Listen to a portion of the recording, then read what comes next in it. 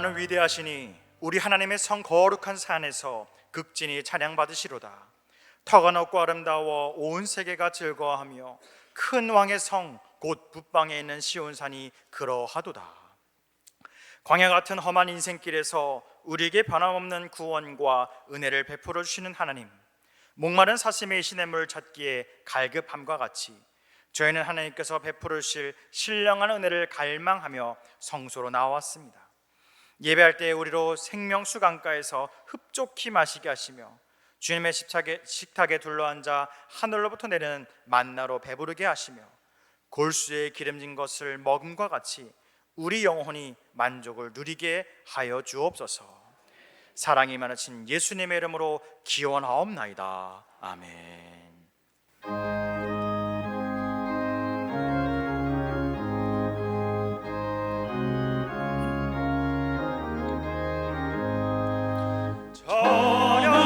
찬양하라 복되신 구세주 예수, 백성들아 사랑을 전하세. 경배하라 하늘의 천군과 천사, 주님 앞에 영광을 돌리세. 목자같이 우리를 지키시고 종일 품에 늘 안아주시니, 찬양하라 높으신 권세를 찬양, 찬양 찬양 영원히 드리세. 찬양하라 복되신 구세주 예수, 우리 대신 죽임을 당했네. 구주 예수 영원한 구원의 소망, 경배하며 겸손히 절하세. 찬양하라 우리 죄 지신 예수, 그의 사랑 한없이 크셔라. 찬양하라 높으신 권세를 찬양, 찬양 찬양 영원히 드리세. 찬양하라 복되신 구세주 예수, 천사들아 즐겁게 찬양해. 구주 예수 영원히 다스리시니, 멸류관을 주 앞에 드리세. 구주 예수 세상을 이기시고 영광 중에 또다시 오시리.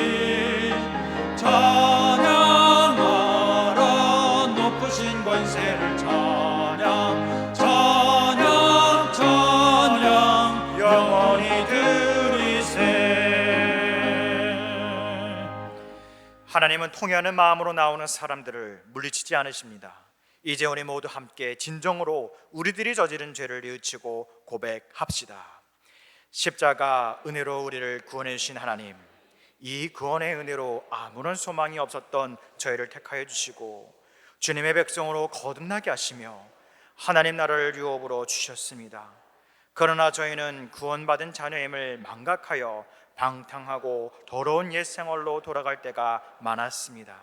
작은 일에도 불평과 불만을 쏟아내며 하나님을 원망했습니다. 이기적인 선택을 하며 가난하고 고난받는 이웃에게 냉정했습니다. 이러한 망령된 행실 때문에 하나님의 영광이 가려졌고 복음 전파의 길이 막히게 되었습니다. 오 사랑의 하나님, 성도답지 못했던 지난날의 모든 죄를 용서해 주옵소서. 예수님의 이름으로 이 고백의 기도를 드립니다. 아멘. 주 예수 그리스도의 이름과 우리 하나님의 성령 안에서 씻음과 거룩함과 의롭다 하심을 받았느니라. 내가 내 종 다윗을 찾아내어 나의 거룩한 기름을 그에게 부었도다.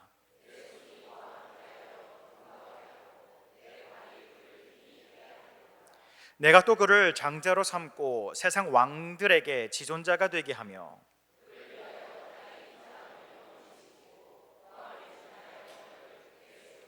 또 그의 후손을 영구하게 하여 그의 왕위를 하늘의 날과 같게 하리로다.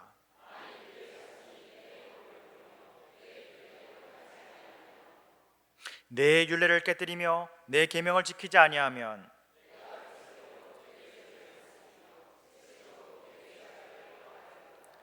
그러나 나의 인자함을 그에게서 다 거두지는 아니하며 나의 성실함도 패하지 아니하며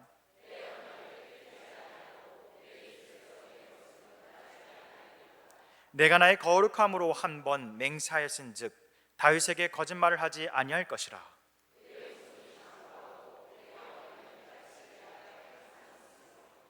또 궁창의 확실한 증인인 달같이 영원히 견고하게 되리라 하셨도다. 아멘.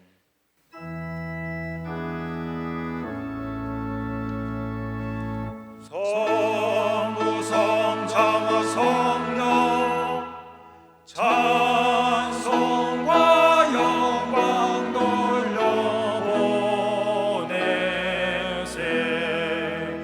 대초로 지금까지 또 영원 무궁토록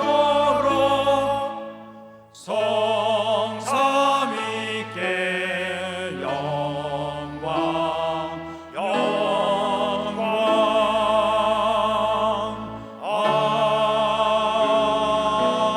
아멘.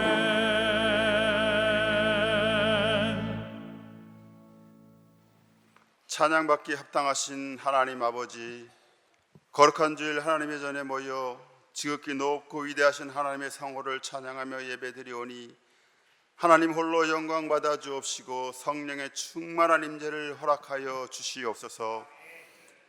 마음속으로는 하나님을 따르고 싶지만 여전히 망령되고 허탄한 세속의 물결을 거스르지 못하고 이리저리 휩쓸리며 넘어지는 우리의 부끄러운 모습으로 주님 앞에 나왔습니다. 곤고한 몸과 마음을 십자가 사랑으로 품어주시고 예수 그리스도의 은혜로서 새롭게 하여 주시옵소서. 주께서 원하시는 제사는 상한 심령이라 하셨사오니 애통한 심령으로 예배하는 모든 심령을 말씀으로 치유하여 주시고 성령 충만한 시간 되게 도와 주시옵소서. 이 나라 이 민족을 사랑하시는 하나님 아버지, 일찍이 이 땅에 복음의 미랄이 심겨지게 하시고 전국 곳곳에 교회를 세워주시사 구원받은 민족 되게 하시고 하나님의 축복과 평화를 누리게 하심에 감사를 드립니다.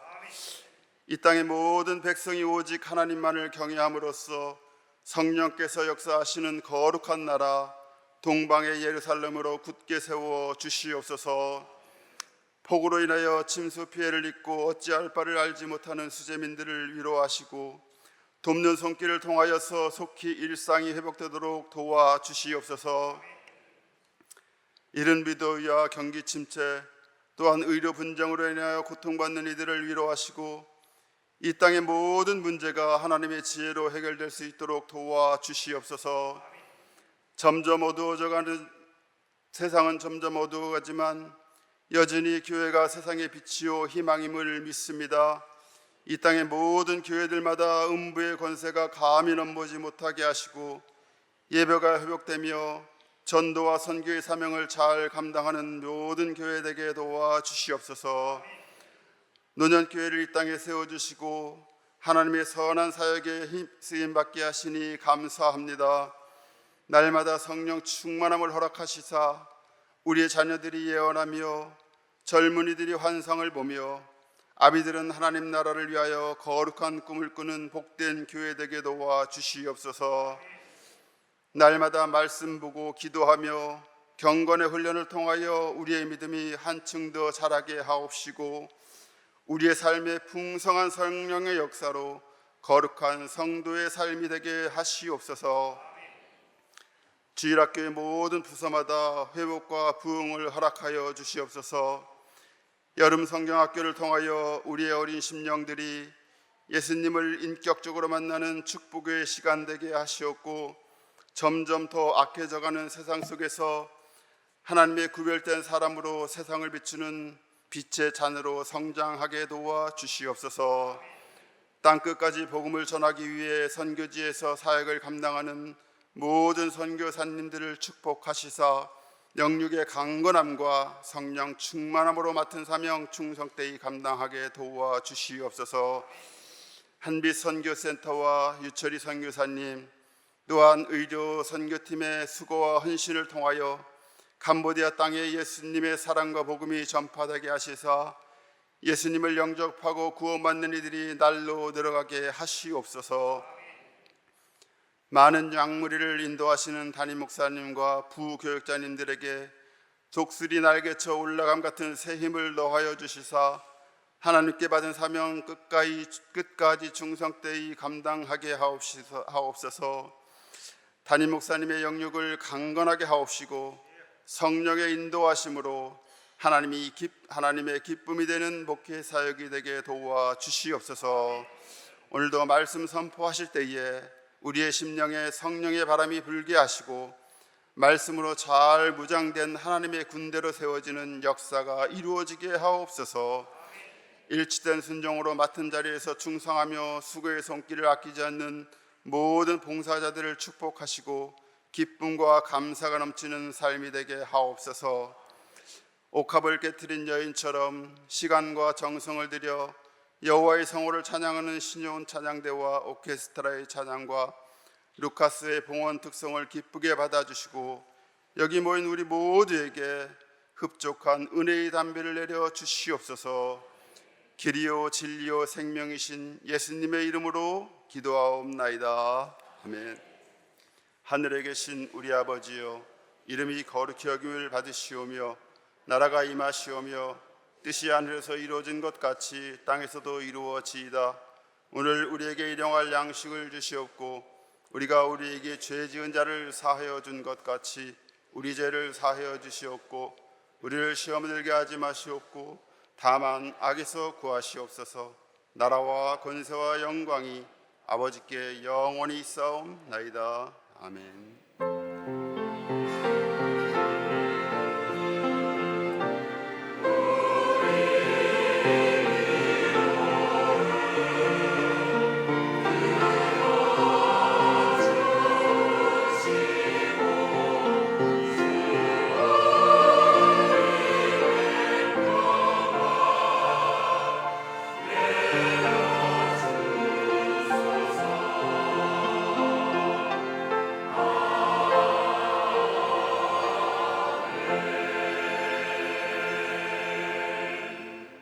오늘 하나님께서 우리 주신 말씀은 사무엘하 7장 1절로 14절의 상반절까지 있는 말씀입니다. 사무엘하 7장 1절로 14절 가운데 상반절까지 있는 말씀, 구약성경 473쪽에 위치하고 있습니다. 오늘의 말씀 받들어 봉독해 올려드립니다. 여호와께서 주의 모든 원수를 무찌르사 왕으로 궁에 편안히 살게 하신 때에 왕이 선지자 나단에게 이르되 볼지어다 나는 백향목궁에 살거늘 하나님의 궤는 휘장 가운데 있도다. 나단이 왕께 아뢰어 여호와께서 왕과 함께 계시니 마음에 있는 모든 것을 행하소서 하니라. 그 밤에 여호와의 말씀이 나단에게 임하여 이르시되 가서 내 종 다윗에게 말하기를 여호와께서 이와 같이 말씀하시되 내가 나를 위하여 내가 살 집을 건축하겠느냐. 내가 이스라엘 자손을 애굽에서 인도해 내던 날부터 오늘까지 집에 살지 아니하고 장막과 성막 안에서 다녔나니 이스라엘 자손과 더불어 다니는 모든 곳에서 내가 내 백성 이스라엘을 먹이라고 명령한 이스라엘 어느 지파들 가운데에 하나에게 내가 말하기를 너희가 어찌하여 나를 위하여 백향목집을 건축하지 아니하였느냐 말하였느냐. 그러므로 이제 내 종 다윗에게 이와 같이 말하라. 만군의 여호와께서 이와 같이 말씀하시기를 내가 너를 목장 곧 양을 따르는 데에서 데려다가 내 백성 이스라엘의 주권자로 삼고 내가 가는 모든 곳에서 내가 너와 함께 있어 내 모든 원수를 내 앞에서 멸하였은즉 땅에서 위대한 자들의 이름같이 내 이름을 위대하게 만들어 주리라. 내가 또 내 백성 이스라엘을 위하여 한 곳을 정하여 그를 심고 그를 거주하게 하고 다시 옮기지 못하게 하며 악한 종류대로 전과 같이 그들을 하지 못하게 하여 전에 내가 사사에게 명령하여 내 백성 이스라엘을 다스리던 때와 같지 아니하게 하고 너를 모든 원수에서 벗어나 편히 쉬게 하리라. 여호와께서 또 내게 이르노니 여호와가 너를 위하여 집을 짓고 내 수완이 차서 내 조상들과 함께 누울 때에 내가 내 몸에서 날 내 씨를 내 뒤에 세워 그의 날을 견고하게 하리라. 그는 내 이름을 위하여 집을 건축할 것이요 나는 그의 나라 왕위를 영원하게 견고하게 하리라. 나는 그에게 아버지가 되고 그는 내 아들이 되리니. 아멘.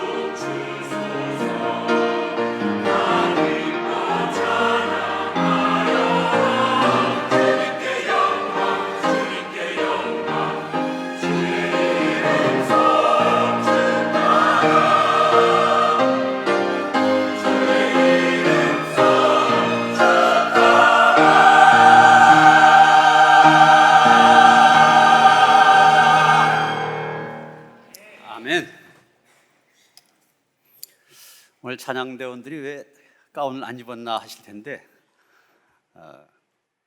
우리 에어컨 실외기 몇 대가 고장이 났습니다. 여러분 자리는 괜찮은데 찬양대석하고 또 연습했던 찬양대실 그쪽에 에어컨이 안 나와 갖고서 오늘 벗고서 찬양을 했습니다. 그렇게 이해해 주시길 바라고. 그러니까 찬양 더 잘했나요? 박수 한번 하시죠. 알고 나니까 더 은혜로운 것 같죠?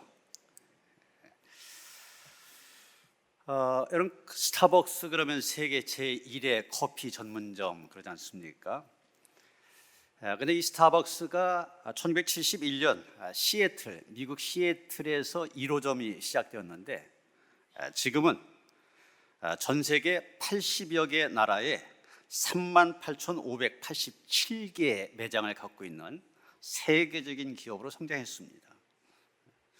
우리나라만 해도 1999년 이화여대 1호점을 개점한 다음에 2024년 3월 3일 현재 1901개, 우리나라에만도 1901개의 매장이 있는 그런 기업이 되었습니다. 당연히 이 스타벅스가 어떻게 이렇게 세계적인 기업이 될 수 있었냐, 이렇게 성장하게 되느냐 많이들 이야기하죠. 여러 가지 이유를 얘기하지만 그 중에 하나가 이들이 갖고 있었던 하나의 중요한 원칙 때문이라 그렇게 얘기합니다. 그 원칙이 뭐냐? 작은 것에서 고객을 감동시켜라. 이것이 이 스타벅스가 갖고 있는 중요한 원칙 가운데 하나입니다. 그 스타벅스 커피점에 온 사람들, 그 사람이 밖에서의 삶은 어떤지 몰라도 뭐 고위직일 수도 있고 뭐 가난한 사람일 수도 있고 직업도 뭐 귀천이 있을 수가 있지만 적어도 이 스타벅스 커피점 안에서 스타벅스 커피를 즐기는 그 동안만큼은 어느 누구나 직원들로부터 대우를 받게 한다는 거예요. 내가 좀 대우를 받는구나 이런 느낌을 갖게 한다는 겁니다. 그래서 아주 별거 아닌 작은 일 하나로부터 감동을 받게 만든다는 거죠. 지난 2월 한 블로그에 고객을 감동시키는 스타벅스 직원 이런 제목의 글이 올라왔는데 이런 내용입니다. 늘 가던 스타벅스에 가서 딸기 딜라이트 요거트를 시켰다. 직원이 물어본다. 오늘은 카라멜 마키아토 안 드시네요. 오후에 커피 먹으면 잠을 못 자서요. 그리고 테이크아웃을 하려고 갔더니 찬물 드리면 되죠. 지난번처럼 얼음 넣어드려요. 이렇게 말한다. 깜짝 놀랐다. 늘 사람이 많은 스타벅스에서 이것을 다 기억하고 있다니. 이러한 사소한 습관까지 기억하고 감동을 주는 직원을 점장은 꼭 잡아야 된다. 이런 내용입니다. 스타벅스가 세계적인 기업으로 성장할 수 있었던 이유는 고객들을 어떤 형태로든 감동시키고 있기 때문이라는 얘기입니다. 이런 감동에는 사람의 마음을 움직이게 하는 힘이 있습니다. 이런 감동이란 말 한자로 보면은 느낄 감자에다 움직일 동자 아닙니까? 느끼면 움직이도록 만든다는 얘기. 여러분 오늘 우리가 읽은 성경에도 보면은 하나님을 감동시킨 사람이 나오고 있습니다. 지금 몇 주째 설교의 주인공으로 나오고 있는 다윗입니다. 지난 주일 오직 하나님으로 기뻐한 사람 이런 그의 별명을 얘기했는데 그는 또한 하나님을 감동시킨 사람이기도 합니다. 다윗이 통일 이스라엘의 왕이 되어지고 예루살렘으로 수도를 옮김을 통하여 왕권이 든든하게 서게 되자 그는 우리가 지난주에 봤던 것처럼 하나님의 언약궤, 법궤를 예루살렘 성으로 옮겨오게 합니다. 그날 얼마나 기뻤습니까? 법궤가 예루살렘으로 들어오던 날 그는 너무나 감격하여 옷을 벗고 춤을 추며 하나님을 찬양했습니다. 수만 명을 동원하여 법궤를 드리던 날의 감격, 다윗은 평생 잊을 수가 없었습니다. 온 땅을 다스리시고 그의 인생을 이끌어 주신 하나님의 인재를 경험하였던 순간이었습니다.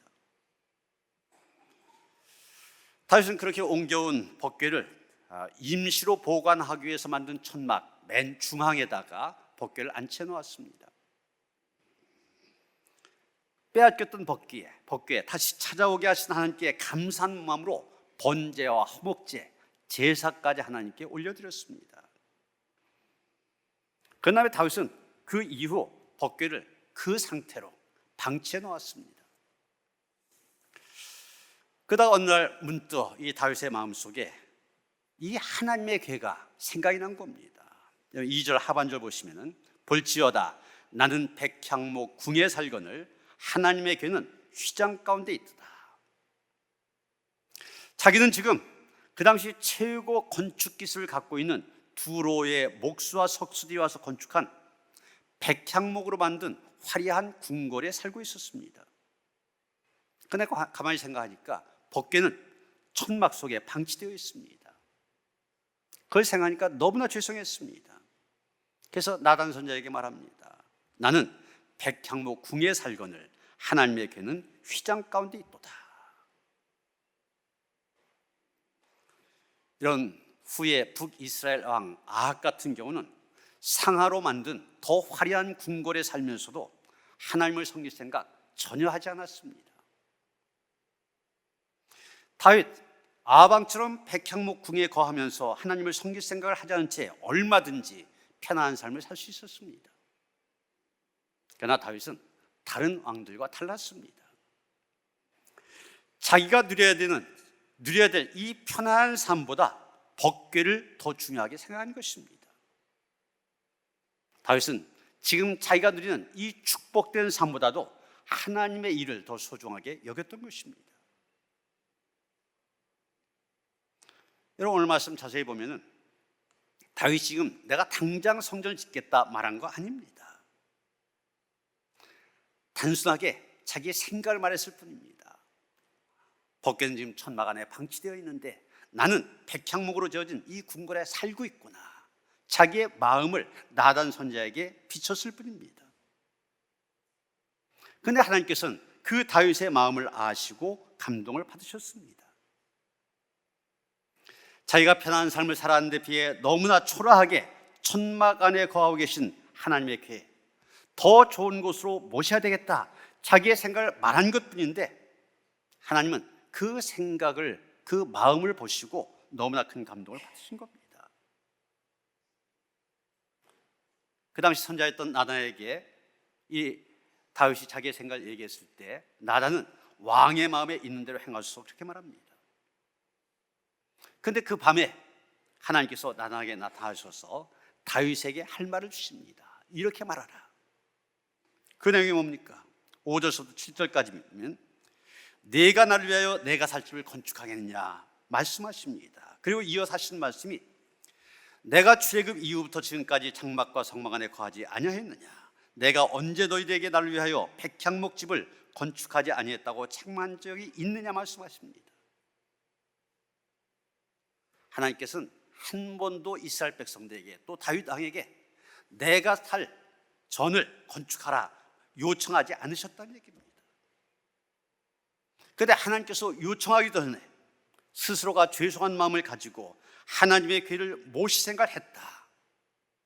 하나님께서는 다윗의 그 마음 너무 기특하게 여기시고 그 마음에 감동을 받으신 것입니다. 여러분, 여기 1절에 보면 이때가 언제냐, 왕으로 궁에 평안히 살게 하신 때 이렇게 말하고 있습니다.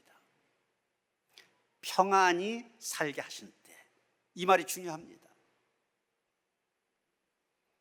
사람들이 대부분 그렇습니다. 어려울 때는 하나님을 의지하며 하나님을 찾다가 편안해지면 하나님의 은혜도 잊어버리고 하나님께 감사도 잊어버리게 됩니다. 그래서 힘들고 어려울 때보다 편할 때 하나님을 생각하는 것이 더 어렵습니다. 사람들은 편안하고 많은 재물을 모으게 되면 딴 생각 더 많이 하게 됩니다. 큰 집을 사는데도 더 크고 화려한 집을 원합니다. 더 큰 차를 원합니다. 더 편리하고 좋은 조건을 찾게 됩니다. 이게 보통 일반 사람들의 모습입니다. 그런데 다윗은 달랐습니다.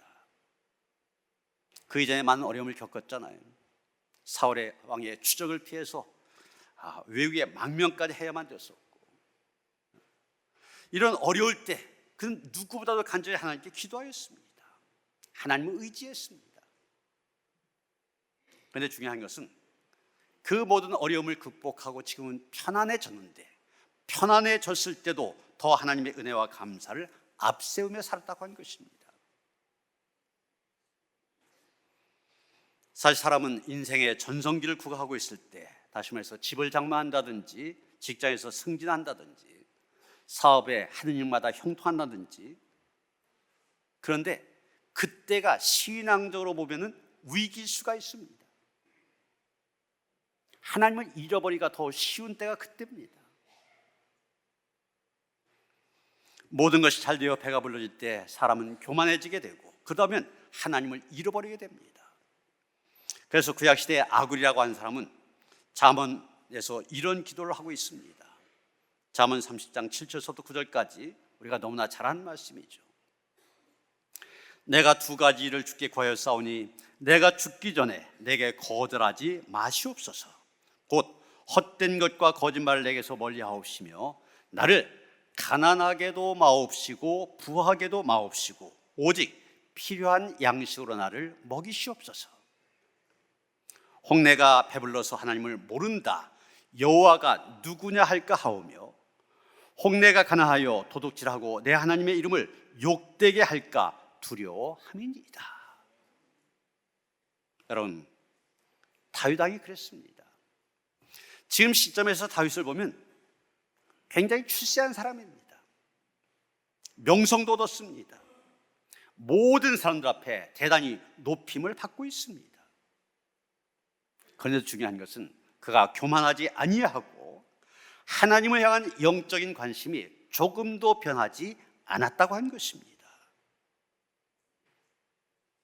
여러분, 우리가 세상 살아다 보면 일이 안 될 때가 있습니다. 내 계획대로 되지 않을 때 있습니다. 그때 절대로 절망해서는 안 됩니다. 우리 믿는 사람들에게서 절망이라고 하는 것은 하나님 앞에 죄가 되기 때문입니다. 반대로 일이 형통하고 잘 되고 모든 것이 순조롭게 진행될 때가 있습니다. 바로 그 순간 우리는 더욱 겸손한 모습으로 하나님 앞에 감사해야만 됩니다. 그런데 사람들이 보통 일이 잘 되어지면 자기도 모르게 자기가 주인이 되어갑니다. 어쩌면 이게 위험신호입니다. 적신호입니다. 일이 잘 될 때 오히려 우리는 이렇게 고백해야만 됩니다. 하나님, 하나님의 도우심으로 제가 이렇게 살고 있습니다. 많은 사람들이 그것을 못하기 때문에 삶의 위기가 찾아오는 것입니다. 여러분, 다윗 평안할 때 하나님을 생각하고 하나님의 전을 생각했습니다. 그런 면에서 그는 확실히 다른 사람이었고 그런 면에서 영적인 거인이었고 축복받을 만한 사람이었다 볼 수가 있습니다. 여러분, 다윗의 믿음이 우리의 믿음이 돼야만 됩니다. 힘들고 어려울 때도 하나님을 찾고 하나님을 의지해야 되지만 다윗처럼 평안하고 모든 일이 잘 될 때에도 하나님을 먼저 생각한 마음, 그것이 변치 않아야만 하는 것입니다. 그런데 오늘 본문을 읽어가다 보면 우리로 하여금 좀 더 생각하게 한 말씀이 나옵니다. 우리가 봤던 것처럼 하나님 분명 감동을 받으셨습니다. 천막에 방치되어 있는 그 법궤를 생각하면서 죄송해하는 그 마음 보시고 하나님께서는 감동을 받으셨습니다. 그런데 감동을 받으신 하나님께서 보인 반응, 이해하기 어려운 반응을 보이십니다. 우리가 생각했던 것과는 정반대의 반응을 보이시는 것을 보게 됩니다. 여러분, 다윗이 지금 법궤를 생각했다는 게 무슨 얘기입니까? 내가 이제까지 하나님께로서 많은 은혜와 복을 받았는데 이제는 그 내가 받은 복을 가지고 하나님께 봉사하고 충성하겠다, 이런 얘기 아닙니까? 다윗이 이렇게 나오면 하나님 어떤 반응을 보이셔야만 됩니까? 다윗아, 정말 잘 생각했다. 그래, 내 마음이 정말 기쁘다. 네가 생각하는 그대로 해라. 이게 정상 아닙니까? 이게 우리가 기대하는 하나님의 반응 아닙니까? 오늘 말씀 보면 나단 선지자조차도 다윗이 자기의 생각을 얘기할 때 참 좋은 생각입니다, 그렇게 하십시오 그랬습니다. 그런데 하나님은 아니라고 하십니다. 여러분, 좀 뒤에 본문 12절 13절 가서 보시면 12절 하반절부터입니다. 내가 내 몸에서 내 씨를 내 뒤에 세워 그의 나라를 견고하게 하리라. 그는 내 이름을 위하여 집을 건축할 것이요 나는 그의 나라 왕위를 영원히 견고하게 하리라. 다윗에게 허락하지 아니하셨습니다. 지금 성전을 짓고자 하는 마음을 가진 다윗에게 하나님께서는 넌 안 된다, 내 아들 솔로몬을 통하여서 성전을 짓게 하겠다 말씀하신 겁니다. 여러분, 왜 하나님께서 다윗이 성전 짓는 거 허락하지 않으셨습니까? 오늘 본문에는 그 이유가 정확히 나와 있지 않습니다. 그런데 역대상 22장에 보면은 그 이유를 기록하고 있습니다. 22장 7절 이하에 지금 다윗이 죽음을 앞두고 아들 솔로몬에게 유언하는 내용인데 그 가운데 이것을 얘기하고 있습니다. 뭐라고 얘기했냐면, 내가 성전을 짓기를 하나님께 사모했지만 나는 피를 많이 흘렸기 때문에 하나님께서 허락하지 아니하셨다. 그러지 내가 져라. 다윗은 전쟁터에 나가서 사람을 많이 죽이고 피를 많이 흘린 사람이기 때문에 하나님의 집을 짓는데 적합하지 않다는 것입니다. 그래서 안 된다, 하나님께서 분명히 선을 그으셨다는 겁니다. 그랬더니 다윗이 어떻게 합니까? 이제까지 성전을 건축하고자 여러 가지 준비를 했었습니다. 진행을 했었습니다. 그런데 그것을 멈추고 성전 건축 자기 아들 솔로몬에게 맡기기로 합니다. 그리고 그때부터 성전 건축에 필요한 재료와 물질들을 모으고 준비하는 일에만 힘씁니다. 여러분, 무엇을 말하는 것입니까? 다윗은 자기가 하고 싶은 일이라고 고집하지 않았다는 것입니다. 다윗은 자기 계획이라고 해서 그것을 관철시키려고 하지 않았습니다. 정말 하나님의 성전을 건축하는 것 정말 하고 싶은 일이었습니다. 그렇지만 하나님께서 너는 그 일을 할 수 있는 그릇이 못 된다 말씀하셨을 때 그대로 받아들였습니다. 인정했습니다. 이게 쉬운 일입니까? 대개 경우 사람들은 일이 자기 뜻대로 될 때는 신이 나서 일을 합니다. 그런데 일이 잘 안 된다든지 자기 뜻이 관철되지 않을 때는 거기로부터 마음이 돌아선 경우가 많이 있습니다. 나의 소중한 마음을 몰라준다고 불평을 쏟기도 합니다. 그래서 교회를 원망하기도 하고 목사로부터 마음이 돌아서기도 합니다. 그러나 정말 중요한 마음은 그런 상황에서도 돌아서지 않는 것입니다. 다윗이 그랬습니다. 자기의 마음, 사실 얼마나 하나님 감동하실 정도의 기특한 마음이잖아요. 그 마음이 받아들여지지 않았지만 그 가운데서 하나님의 뜻을 신뢰했습니다. 우리에게 정말 필요한 것이 이란 마음입니다. 때론 나의 선한 마음과 아름다운 동기가 정당하게 평가받지 못하고 그것이 오히려 섭섭함으로 내게 되돌아올 때가 있습니다. 그때도 선한 마음을 포기해서는 안 됩니다. 그리 아니하실지라도, 다니엘이 그랬던 것처럼 그리 아니하실지라도 하나님을 찬송하고 언제 어디서나 여전히 하나님을 높이고 하나님께 영광 돌리는 길 한결같이 걸어갈 수 있어야만 됩니다. 믿음으로 살아가는 성도들에게는 공통된 간증이 하나 있습니다. 그것은 원망하던 일, 섭섭했던 일, 나중에는 이것이 하나님의 은혜였다 간증한 것입니다.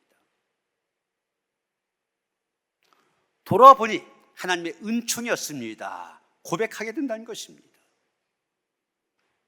가는 길마다 막힌 것 같아도 그 가운데서 형통한 길로 이끄시는 하나님의 은혜를 경험한 것입니다.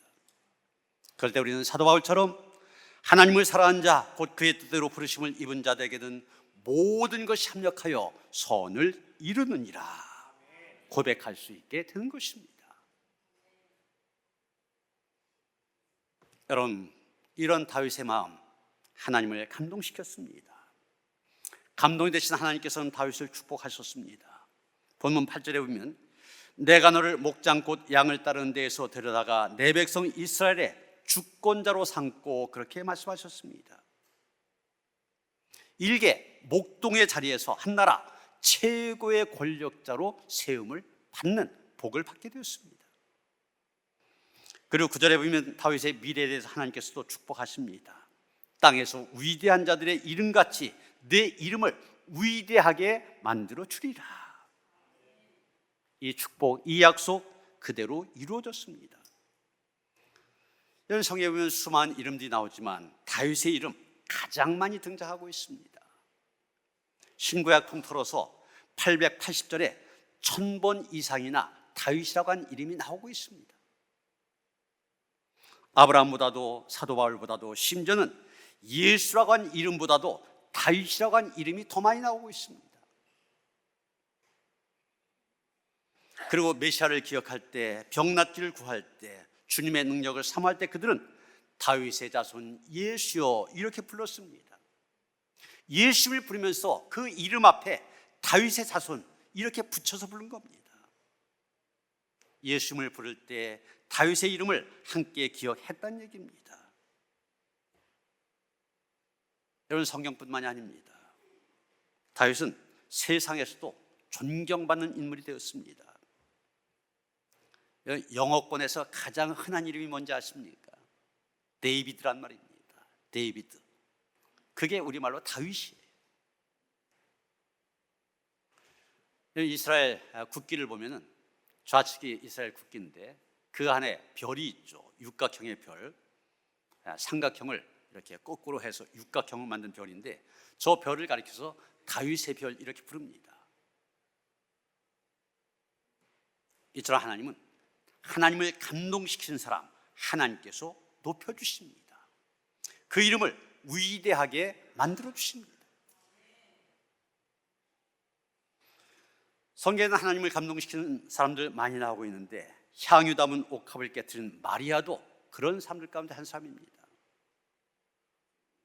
예수님이 십자가에 못 박히기 전 베다니 나병 환자 시몬의 집에 있을 때 마리아는 옥합을 깨뜨려서 그 기름으로 예수님의 머리에 바르고 자기의 머리털을 풀어서 예수님의 발을 닦아드렸습니다.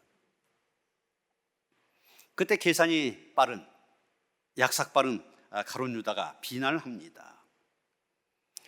어찌하여 값비싼 기름을 낭비하느냐? 차라리 이것을 팔아 가난한 사람들에게 주었으면 좋았을 것이다. 그때 예수님 뭐라고 하십니까? 예수께서 이르시되 가만두라.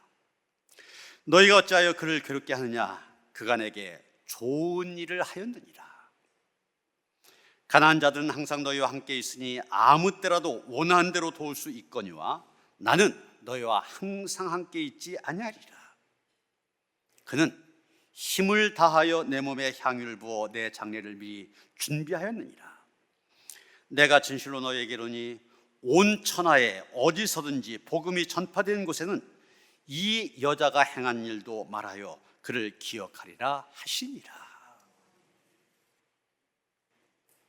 마리아는 주님을 감동시킴으로 좋은 일을 했다, 칭찬을 받았습니다. 그리고 어디서든지 복음이 증거된 곳마다 그녀가 행한 일이 전해지고 사람들이 그녀를 기억하게 될 것이라 약속하셨습니다. 지금도 제가 마리아에 대해서 여러분에게 설교하고 마리아를 기억하게 되지 않습니까? 이렇게 하나님은 자신을 감동시키는 삶 높여주십니다. 하나님은 당신을 위해 살아간 자들의 이름 반드시 존귀하게 해주십니다. 부를 때마다 은혜가 되는 찬양이 있습니다. 당신은 하나님의 사람. 그 후렴 보면 가사가 이렇게 되어 있습니다. 하나님을 감동시키고 세상을 변화시키니 당신은 이 세상에 필요한 사람, 하나님이 좋아하는 사람. 당신 때문에 어두운 세상이 사랑으로 가득 차지요. 당신 때문에 하나님께서 더욱 영광 받으시지요. 입술로만의 찬양으로 그친 것이 아니라 하나님을 감동시키는 믿음의 사람이 되도록 더욱 힘써야만 됩니다. 여러분, 고객들을 대하는 서비스가 있지 않습니까? 이 서비스를 얘기할 때 크게 세 종류로 나눌 수 있다고 얘기합니다. 첫째는 마지못해 억지로 하는 서비스가 있습니다. 내가 지금 월급을 받고 있으니까 할 수 없이 한다, 이런 자세입니다. 두 번째, 상식선에 사는 서비스가 있습니다. 마땅히 해야 한다고 생각하는 범위 내에서 나름대로 힘쓰는 자세를 가리킵니다. 셋째로, 감동을 주는 서비스가 있습니다. 고객의 기대를 뛰어넘는, 다시 말하면 상식을 뛰어넘는 자세입니다. 그런 서비스가 고객의 마음을 사로잡게 됩니다. 여러분, 예배를 영어로 서비스 그렇게 말합니다. 그래서 미국 교회 가서 주보를 보면 주일 예배를 썬데이 서비스 이렇게 기록해 놓고 있습니다. 우리가 섬긴다고 할 때 서비스, 하나님께 예배한다 할 때 서비스, 같은 말 쓰고 있습니다. 이런 의미에서 하나님을 예배한 자세, 다른 말로 하나님께 대한 우리의 자세도 세 종류로 구분할 수 있을 것입니다. 하는 수 없이 마지못해 하나님의 말씀을 따르는 사람이 있고, 상식적인 선 안에서 하나님의 말씀을 따르는 사람이 있습니다. 그리고 기대를 뛰어넘어 하나님을 감동시키는 사람이 있습니다. 사랑하는 성도 여러분, 하나님 앞에 우리는 어떤 모습으로 서야 합니까? 마지못해서 그래서는 안 됩니다. 상식적인 선 안에서 그것도 아닙니다. 다윗처럼 하나님을 감동시키는 성도로 서시기를 바랍니다. 하나님이 먼저가 되어지고 내 뜻보다도 하나님의 뜻이 우선이 되어지는, 그래서 하나님을 감동시키고 그래서 하나님이 주시는 은혜와 축복 안에 거하는 성도들 되어지시기를 주님의 이름으로 축원합니다. 하나님, 다윗의 믿음이 우리의 믿음이 되어지기를 원합니다. 우리도 다윗처럼 하나님을 먼저 생각할 수 있게 하시고, 우리도 다윗처럼 내 뜻보다도 하나님의 뜻이 우선이 되어지게 하시고, 그래서 하나님을 감동시키는 삶 되어 하나님께 주신 갖가지 은혜와 복 가운데 거할 수 있도록 인도하여 주시옵소서. 하나님으로 인하여 한 번뿐인 인생, 존귀한 인생으로 살아갈 수 있도록 축복하시옵소서. 예수 그리스도 이름 받들어 기도하여 싸움나이다. 아멘.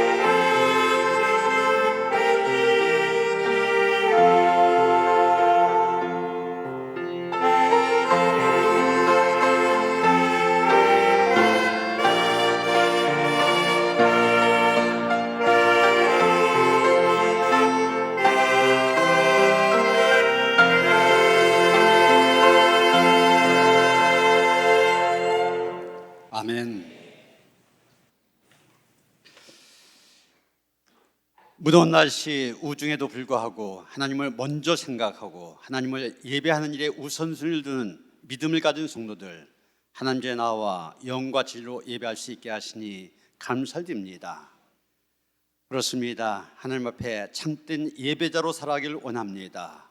성전에서 예배드리는 이 시간뿐만이 아니라 날마다의 삶이 순간순간 하나님 앞에 참된 예배자로 서게 하여 주시옵소서.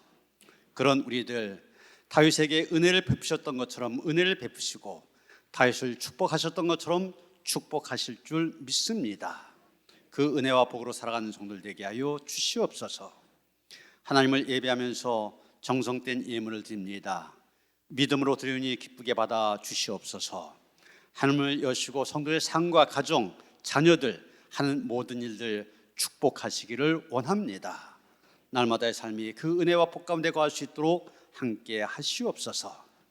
드려진 물질 축사하시사 씌어진 곳곳마다 하나님의 그 존귀한 이름 더 널리 알려졌는데, 그래서 만삼이 그 하나님의 이름을 알므로 인하여서 인생이 변화되고 축복된 삶을 살아가는 데 쓰여지기를 원하며 우리 주 예수 그리스도의 이름 받들어 간절히 축원하며 기도하옵나이다. 아멘.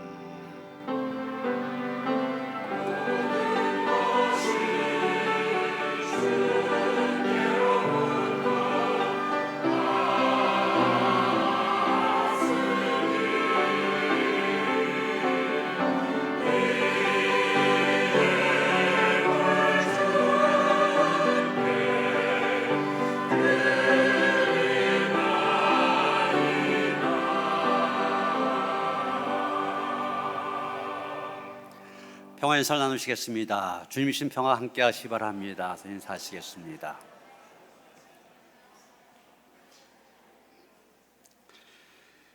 오늘 오후 소그룹 예배, 선교회별 예배입니다.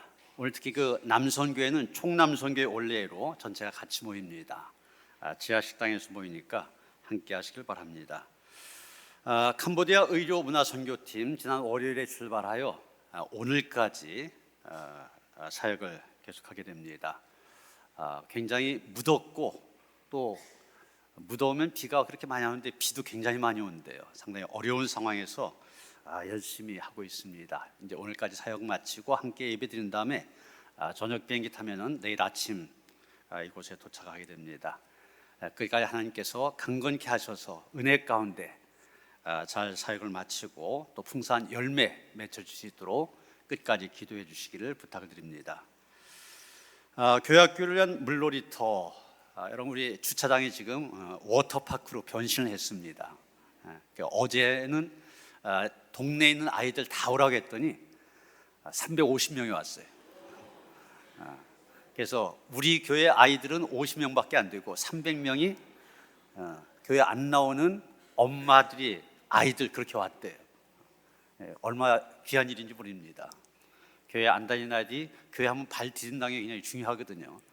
어제는 지역사회 개방해서 이렇게 물놀이터로 할 수 있게 했고, 오늘은 우리 교회학교 어린이들이 또 물놀이터로 지금 사용하고 있습니다. 그래서 얼마나 신나게 재밌게 노는지 몰라요.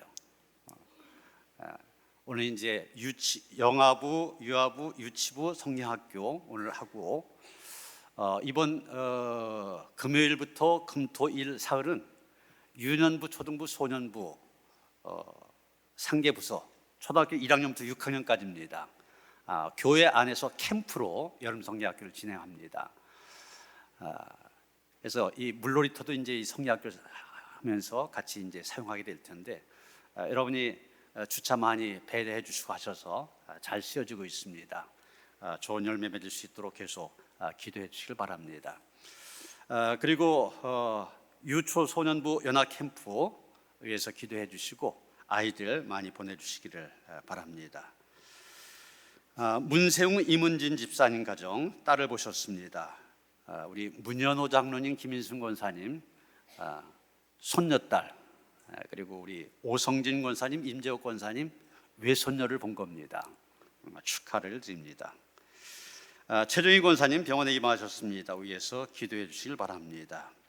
지효 신집사님, 강옥식 성도님이 남편 되시는데 하나님의 부르심을 받으셨습니다. 또 박외신 권사님 김종각 권사님 모친이시며 김미아 집사님 시모 되시는데 역시 하나님의 부르심을 받으셨습니다. 주님의 위로가 함께 하시기를 바랍니다. 우리 김종각 권사님 비롯한 유족들 예배에 참석했는데 끝나고 인사 나눠주시기 바랍니다. 다이나서 569장 찬송하시겠습니다.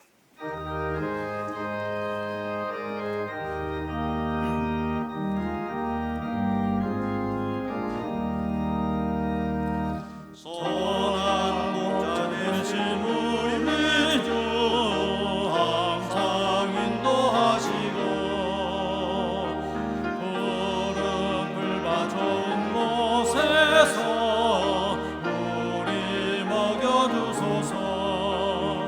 선한 목자 구세주여 항상 인도하소서.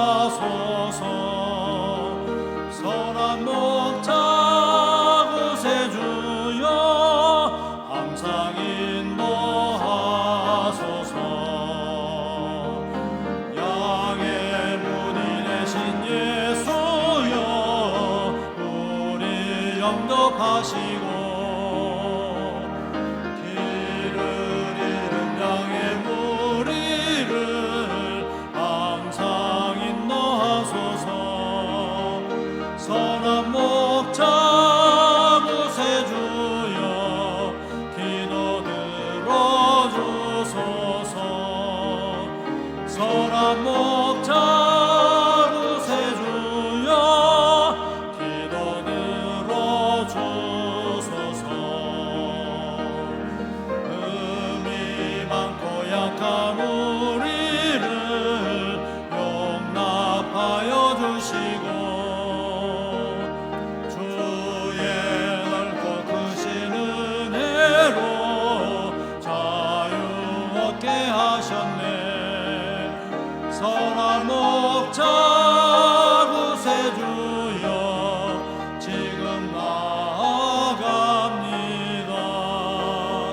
선한 목자 구세주여 지금 나아갑니다. 일찍 주의 뜻을 따라서 살아가게 하시고 주의 크신 사랑 베푸사 자라가게 하소서. 선한 목자 구세주여 항상 인도하소서. 선한 목자 구세주여 항상 인도하소서.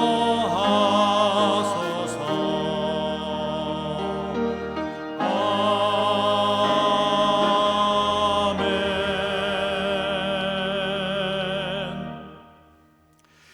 이제는 우리 주 예수 그리스도의 은혜와 하나님 아버지의 그 극진하신 사랑과 성령의 감화감동 역사하심이 오직 하나님을 감동시킴으로 하나님께 주시는 은혜와 축복 안에서만 살아가길 원하며 구하는 모든 성도들 가운데 이제로부터 영원토록 함께 하시옵기를 간절히 축원하옵나이다. 아멘.